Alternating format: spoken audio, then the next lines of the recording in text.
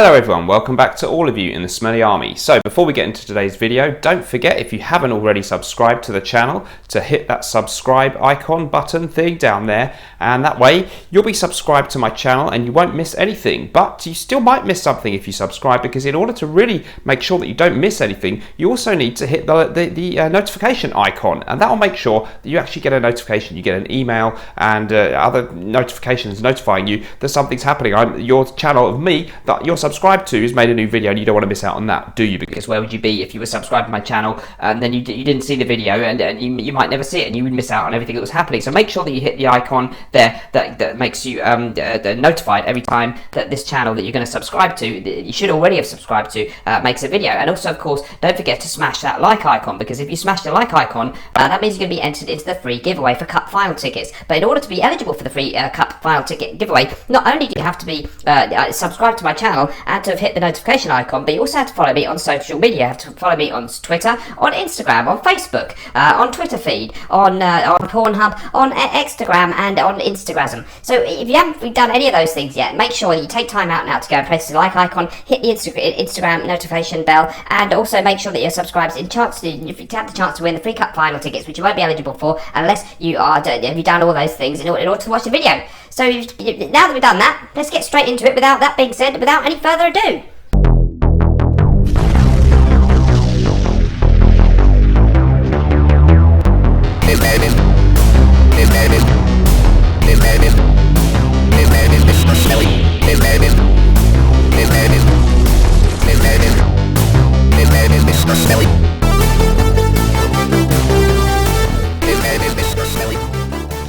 Okay guys, yes, hello, welcome back. So, interesting one today. I'm going to do a video on the Dua fragrances that I actually still wear a lot and really like and have been glad to own. Of course, Dua, like a lot of the clone or inspired expression companies, as they like to, or most of them like to perhaps call themselves, they send a lot of stuff free to YouTube reviewers, and a lot of people are really pissed off when we make videos reviewing the stuff, especially if we say that they're quite good.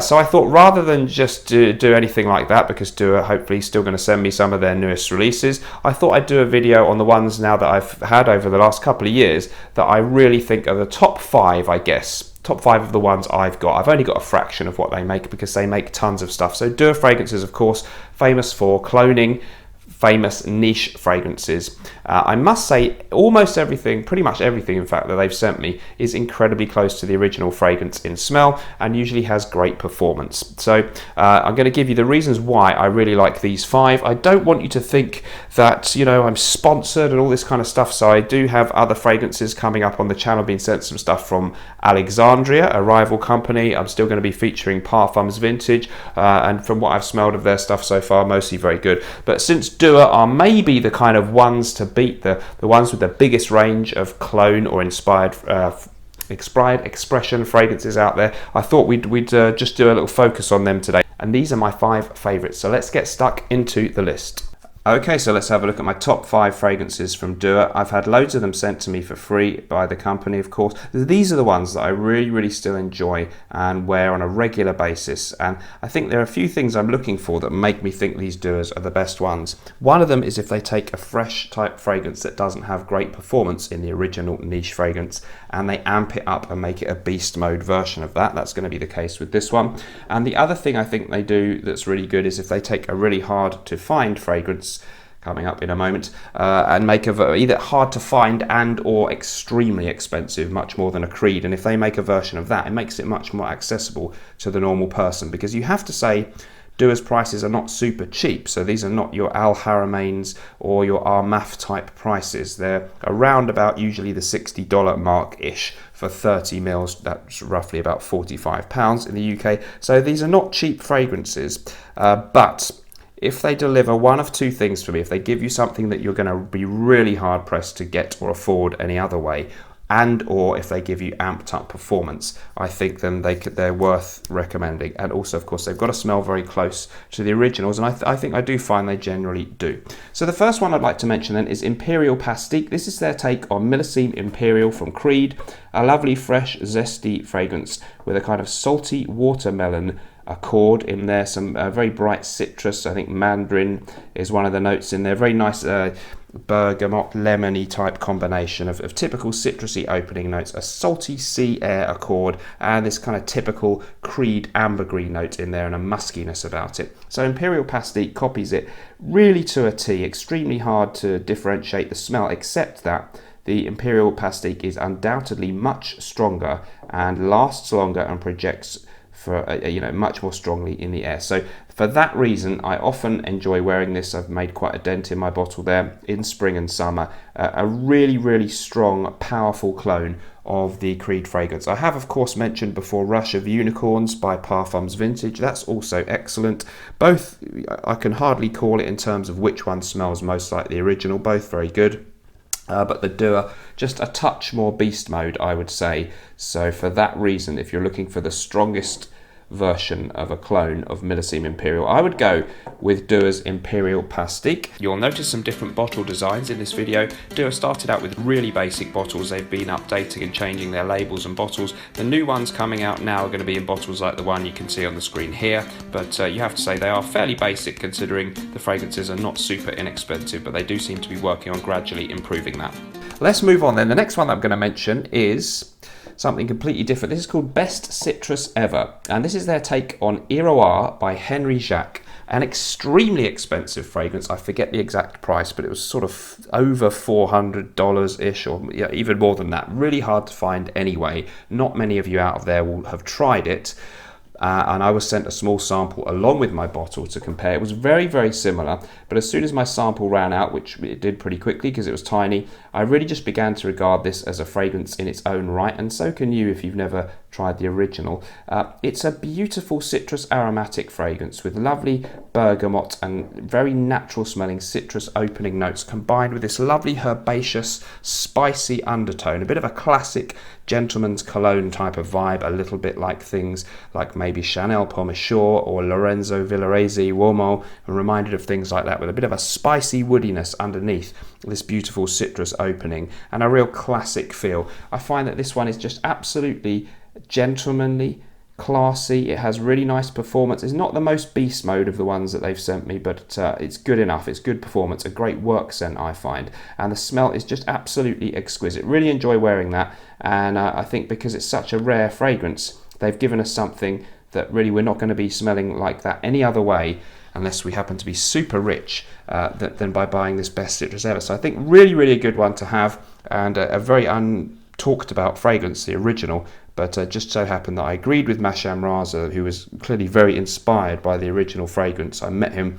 in London actually in the springtime, and he was really enthusing about the original and how excited he was to make his version. And when I got my bottle, I had to agree that it was really beautiful stuff. So Best Citrus Ever, do love that one. Next up, a really popular kind of fragrance in terms of the original niche fragrance. So this one is Casino Royal Nights. And this is, of course, Dua's take on Baccarat Rouge 540, the extract de parfum from Maison Francis Kirk Dijon, which I have a sample of, so I was able to compare them. I went out and bought my own sample of the original MFK one. So this is a fantastically popular fragrance. It's the extract de parfum version, and it's a kind of a gourmand fragrance to me. A really sweet candy floss-esque feel, mixed with a very strong ambergris note, the same kind of thing that you get in a lot of Creed fragrances, this kind of sweet yet woody, very pleasant, fresh undertone to this one, but there's a lot of sweetness in there too, and a bit of a minty almond combination as well for me in this fragrance. The original MFK fragrance really raved about, and Dua's take on it, is absolute beast mode. It lasts and lasts for ages in the air, and it's incredibly powerful, very close to the original, and because of that combination of the closeness to the original scent and the beast mode performance, at least equal to, perhaps I think exceeding the original fragrance in performance, I think it's a really good one to have if you like that fragrance. And of course the original MFK extract is a really expensive niche fragrance, much more than a Creed fragrance and stuff like that. So for the Dua one, I think it's something like $60-65, translating around about the 45 plus pounds mark. I think that is justified for your 30ml on that one. So I really enjoy wearing that one, and glad to have it in the collection. Two left then. Next up, we're going to go for a brilliant freshie, and this is Supernova. This is their take on Roger Parfum's Elysium. Now they've mixed the original Cologne Parfum version and the Parfum version. There are two versions of that one, and they've taken a mixture of the notes of both and made a hybrid. And this is your really crowd-pleasing, super fresh, bright fragrance with an extremely strong performance. I have got some unsolicited compliments on that one. I don't get many, and I always, therefore, they mean a lot to me, or they stick in my mind when I do get them. And Supernova certainly seems to achieve that. I'm just going to sniff it. Really bright, fresh bergamot, a very piercing kind of citrus opening, a much more modern smell than the classic citrusiness of Best Citrus Ever.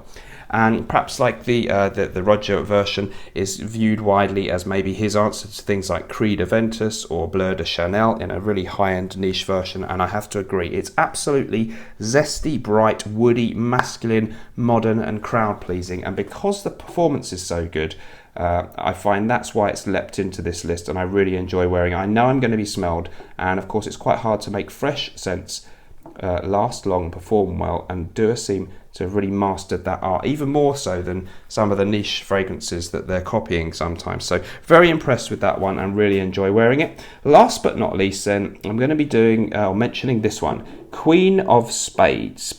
This is Dua Fragrance's take on Pico Via Dama from the house of Xerjoff, of which I independently sourced myself a sample, and it's extremely close to that fragrance. That fragrance, very famously rather expensive, again really at the high end of niche prices, way more than a Creed fragrance, etc. And it's stunning stuff actually. It's a kind of soapy, musky barbershop feel mixed with a ton of aldehydes. So this kind of musky, old school barbershop masculine feel is kind of mixed in with an almost feminine aldehydic thing that reminds me even slightly of things like Chanel No. 5, a kind of soapy, bright, fizzy smell permeates the air whenever you smell this one, and it's really compelling and beautiful. The original Pico Via Dama, extremely expensive, a little bit hard to sample, and you're not going to see it in that many boutiques even, unless you go to the right places. It used to be only in Russia, I think, but it is a bit more widely available, and the price on that just really crazy to actually get yourself a bottle of the original. So the Dua one therefore does give the ordinary person like me a chance to smell of that one, and it's a really interesting,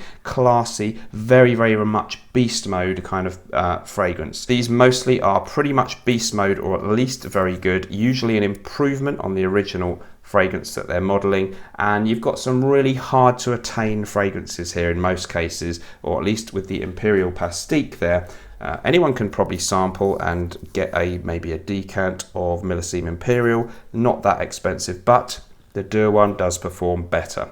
So those are my criteria for really highly recommending these 5 as my 5 favourite from Dua.